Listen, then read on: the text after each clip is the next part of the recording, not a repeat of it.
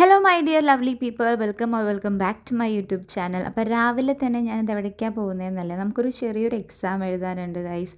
ഞാൻ ഈ ഒരു എക്സാമിനെ കുറിച്ച് മറന്നിരിക്കുകയായിരുന്നു. ആക്ച്വലി എക്സാം ഉണ്ടെന്ന് പോലും എനിക്ക് അറിയുന്നുണ്ടായിരുന്നില്ല. ഒരു ജോബിന് വേണ്ടി അപ്ലൈ ചെയ്തിരുന്നു. പിന്നീടാണ് ഹോൾ ടിക്കറ്റ് എത്തിയപ്പോൾ എക്സാം ഒക്കെ ഉണ്ടല്ലേ എന്ന് മനസ്സിലായത്. അപ്പോൾ അതിന് വേണ്ടിയിട്ടുള്ളൊരു പോക്കാണ്. നമ്മുടെ അന്ന് പഠിച്ച എക്സാം ഉണ്ടല്ലോ, അതിൻ്റെ സിലബസൊക്കെ സെയിം ആണ്. അപ്പോൾ 2 ദിവസം മുമ്പാണ് ഞാൻ ഈ സിലബസൊക്കെ കാണുന്നത് തന്നെ. അപ്പോൾ എനിക്ക് ഭയങ്കര സങ്കടമായി. അയ്യോ, നേരത്തോടെ അറിഞ്ഞിരുന്നെങ്കിൽ എനിക്ക് കുറച്ചും കൂടിയും പഠിക്കാൻ പറ്റിയിരുന്നേനെ എന്നുള്ള ഒരു സങ്കടമൊക്കെ ഉണ്ടായിരുന്നു. അപ്പോൾ തൃശ്ശൂർ സെൻറ്റ് തോമസിലാണ് നമുക്ക് എക്സാം ഉണ്ടായിരുന്നത്. അപ്പോൾ നമ്മൾ സെറ്റ് എക്സാം നടന്നത് അവിടെ തന്നെയായിരുന്നുള്ളൂ. അപ്പോൾ ആ ബ്ലോക്കിലേക്കാണ് ഞാൻ ആദ്യം പോയത്. പിന്നീടാണ് ഈ ബ്ലോക്കല്ല, അപ്പുറത്തെ ബ്ലോക്കാണെന്ന് അറിഞ്ഞത്. അപ്പോൾ അവിടെ പോയപ്പോൾ ഒരു പൂരത്തിനുള്ള ആൾക്കാരുണ്ട്. ഞാൻ ശരിക്കും ഇത്ര ആൾക്കാരുണ്ടാവുമെന്ന് വിചാരിച്ചില്ല. പക്ഷേ എന്തോരം ആളുകളാണെന്ന് പറഞ്ഞാൽ കണ്ടു, ഇത്രയും ആൾക്കാർ അവിടെ എക്സാം എഴുതാനായിരുന്നു. പിന്നെ ഞാൻ കുറച്ച് ഈ ഒരു ബുക്കിൽ കുറച്ച് പോയിൻ്റൊക്കെ നോട്ട് ചെയ്ത് വെച്ചിട്ടുണ്ടായിരുന്നു. അതൊക്കെ കുറച്ച് നേരം ഇരുന്ന് വായിച്ചു. നമുക്ക് 10 മണി ടു 11:30 വരെയായിരുന്നു എക്സാം. 9:30 ഹാളിൽ കയറണം. എൻ്റെ എക്സാം ഹാൾ ഉണ്ടായിരുന്നത് 3rd ഫ്ലോറിലായിരുന്നു. അപ്പോൾ മേലെ ഇതാണ് എൻ്റെ എക്സാം ഹാള്. അപ്പോൾ അതിന് ശേഷം അകത്തൊക്കെ കയറി ഇരുന്നു. അപ്പോൾ തന്നെ ഇൻവിജിലേറ്ററൊക്കെ വന്നു. പിന്നെ അതായത് എക്സാം കഴിഞ്ഞിട്ടുള്ളതാണ് കേട്ടോ. എക്സാം എങ്ങനെ ഉണ്ടായിരുന്നു വെച്ച് കഴിഞ്ഞാൽ കുഴപ്പമില്ല, അഡ്ജസ്റ്റ് ചെയ്യാം. പിന്നെ നെഗറ്റീവ് മാർക്കുള്ള കാരണം അധികമൊന്നും എഴുതിയില്ല, ഞാൻ കറക്കി കുത്തിയില്ല എന്നർത്ഥം. എക്സാം കഴിഞ്ഞ് ഞാൻ നേരെ ഒരു കല്യാണത്തിനാണ് പോകുന്നത്. അപ്പോൾ അവിടെ നിന്ന് കുറച്ചേ ഉണ്ടായിരുന്നുള്ളൂ ഓഡിറ്റോറിയത്തിലേക്ക്. അപ്പോൾ ഒരു ഓട്ടോ വിളിച്ച് ഞാൻ പോയി. മിനിമം ചാർജ് ഉണ്ടായിരുന്നുള്ളൂ കേട്ടോ. അപ്പോൾ കല്യാണത്തിൻ്റെ അവിടെ ഓൾറെഡി പപ്പയും അമ്മയും ഉണ്ണി എത്തിയിട്ടുണ്ടായിരുന്നു. പപ്പയുടെ ഫ്രണ്ടിൻ്റെ മോളുടെ കല്യാണമാണ് കേട്ടോ. അപ്പോൾ ഇതാണ് കല്യാണ ചെക്കനും കല്യാണ പെൺകുട്ടിയും. അപ്പോൾ ഇനി ഇവിടുത്തെ കുറച്ച് വിശേഷങ്ങൾ കാണാം.